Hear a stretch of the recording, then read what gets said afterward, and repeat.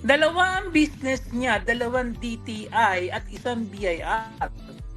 Solprop Hindi- po siguro. Kaya Ano isa sir, lang. baka Okay. dalawang brand. Marami Parang ka. may isang Ako, branch. ako yung may quest. Hindi. Dalawa pa din ang BIR mo dapat, di ba? Nagtataka ako. Nakaano Baka lang yung isa siguro yan, yung unregistered. Yung branch. line. Branch. Yung Branch code. Pero kailangan pa rin ng Then, BIR, hindi. ano?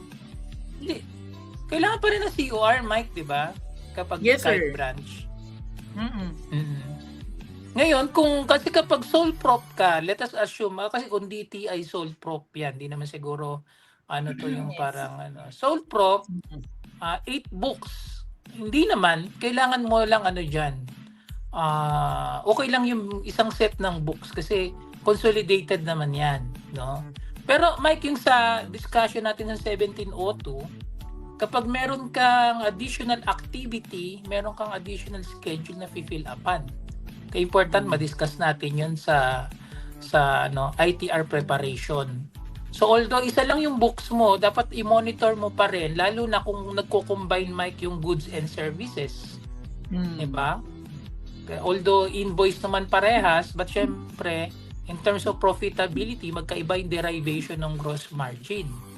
Mm. So, lang po, but make sure proper yung pag-account ninyo, no? Like sales of services at sales of goods. Iba yung recording. Ito sir, may and the follow-up corresponding sa cost of sales.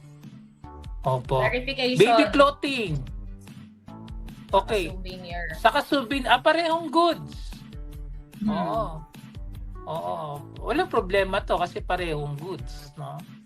Ang inaano natin yung sa services. Kasi, di ba Mike, pag nagko-compute ng cost of services, iba yung breakdown sa cost of goods sold.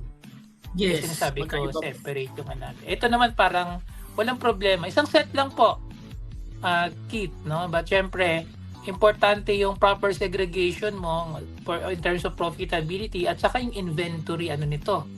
Tracking. Diba? Titignan yung inventory tracking. So, isang set lang po. Yun lang po yung masasabi natin.